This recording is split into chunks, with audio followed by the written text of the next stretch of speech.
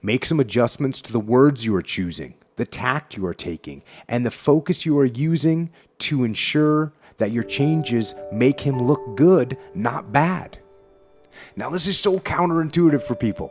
It's so counterintuitive because they get that person that's above them in the chain of command that doesn't know as much as them, that's not as smart as them. And what do they want to do? They want to bring them down. Right. They want to prove to everybody that they're better. I'm better than that guy.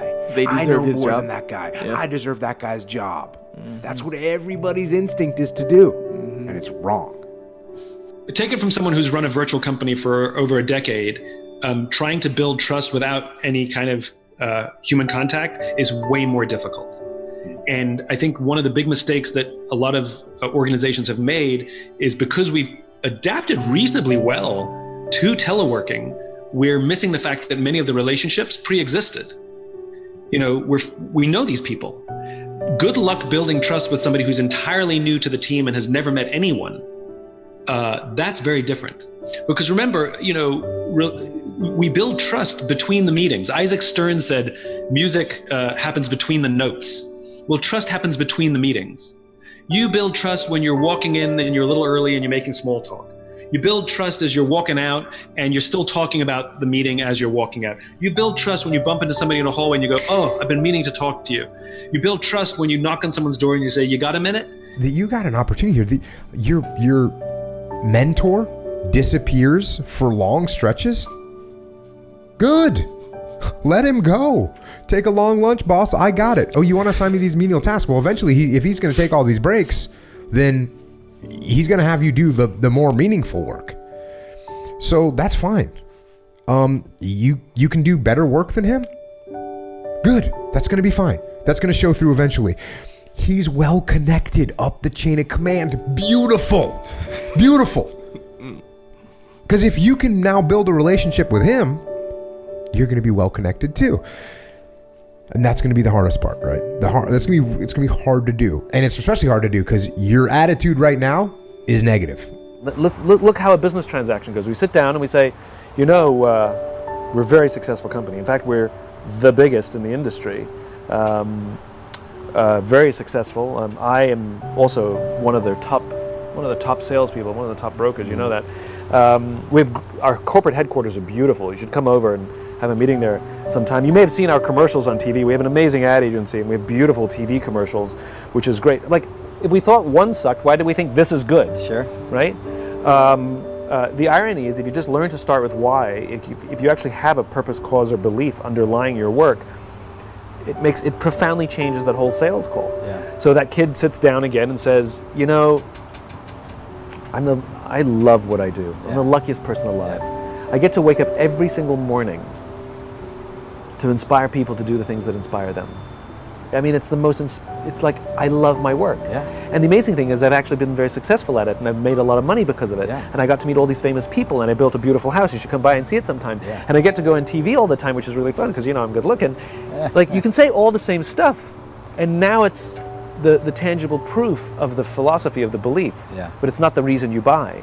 People buy into the cause. And so it's the same at work. Tell us what you love. Why do you love this business? Why did you get into this business? Why is it worth the blood, sweat, and tears and the uncertainty and the instability? Why do you keep doing it? Is it just to make money because the money's good?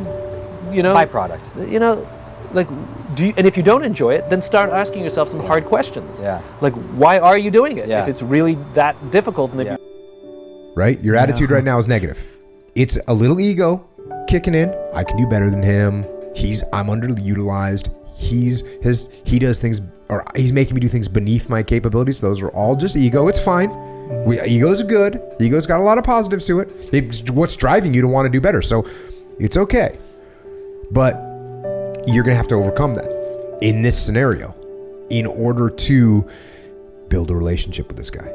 Man, I built relationships with guys that I hated. You know, I mean, because guess what? Does that make me two-faced? No, you know what? It's my job. I'm a professional. Yeah. I am a professional. I guarantee you. You come and work with me, you will see I am a professional. And yet, I will build relationships. So that means my job and my professionalism is more important than my ego and my criticality of other people. right? I'm not looking down on him going on. So, because what I want to do is build a good relationship. So when we build that good relationship with him, now if he's well connected with the folks up top, they're like, oh, what's up with Billy? Oh, Billy's good to go, man. He's doing a great job. Now, what if you're like, well, so what you got to be careful of, what you don't want to do is create an antagonistic relationship with him. And that includes threatening him with your work ethic, threatening him with your performance level, threatening him with your skills. So you almost have to throttle back just a little bit enough that he's not threatened. Now, the other thing you could do instead of throttling back is what you do is you give him the credit. The credit, yeah. And you give him the credit, you're good. And now he's like pumped. Yep. He's not looking, you build the relationship. That's what we want to do. We want to build a relationship, and we want to put your ego in check. You build trust when you say you want to have lunch, and it's these social interactions over and over and over again. No one of them does it, but like brushing your teeth. Brushing your teeth for 2 minutes does nothing. Do it twice a day, every day. It keeps your teeth clean, right? One of those things does nothing, but the consistency of that human interaction over time builds this thing called trust. And it's way more difficult to do, not impossible to do, but way more difficult to do virtually, because now you actually have to schedule that time, because there is no such thing as between the meeting. You show up for the call and that's it. You have the call, and when the call's done, you all get off. There's no human interaction.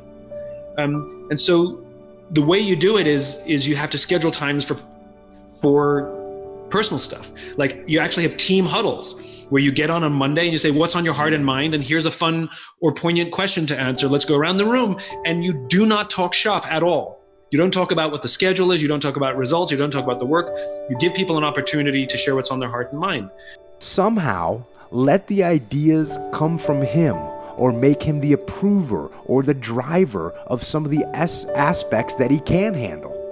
So I'm actually saying go out of your way to make this easier for this guy. Make him look good. Give him credit. It's your ego that wants to pull him down. Put your ego in check. Help him without being condescending or acting like you know more than him. He shouldn't even know you are helping him. Have you ever been, this is so fun to do, is when, Echo doesn't know this section of the equipment. Mm-hmm. So I don't say, hey, since you don't know this, I'll teach it to you. Right? This condescending tone of, but instead of like, hey, have you ever seen the way this one works? Have you ever seen this specific equipment before? Because the way it works, it's a little bit different than some of the other ones. Is you got to do this, this, and this. Mm-hmm. And you can sit back and you can accept that knowledge without feeling like you don't know it. Right. So I'm teaching you, but I'm doing it in a clandestine manner. And that's what we're trying to do, because we're trying to build a relationship here. That's what we're trying to do. We're trying to build a relationship. And if I go, since you don't know how to use this, I'll show you now. What does that do? Puts you on the defensive, makes you consider me to be a threat. Mm-hmm. Now I'm threatening, and that's not good. He shouldn't even know you are helping him. Respect what he does and show him that you respect it. And even then, even on virtual teams, you still want to meet at least once a year as a group to solidify those bonds. And by the way, brainstorming sessions, anything to do with ideas, oh my God, they're impossible to do virtually. You just don't have the same flow of ideas. You can't interrupt each other easily. Interrupting each other virtually is rude and disruptive. Interrupting each other in a meeting where there's 10 of us is easy. It's no big deal. You can have 4 people talking at the same time, and it's fun because we're all in the same flow and in idea generation. So I think we have to accept that, yes, the ability to telework means that we can keep these organizations functional and moving during these pandemic times. And for companies that think they never need to go back to the office, they're in for a shock. I think what will happen, and I think if you ask me to envision the future of work, is things will become a little more fluid, where people will actually have the option to telework when they can and when they need to. So it's not like, hey, next Thursday, do you mind if? It'll happen where somebody just emails in the morning saying, I'm working from home today. And it's fine. It just becomes a fluid part of our workday and way more socially acceptable. people working a half day in the office, people working a half day from home because they got to deal with something. They don't need to take a day off. It just becomes a lot more flexible. I think that's more likely.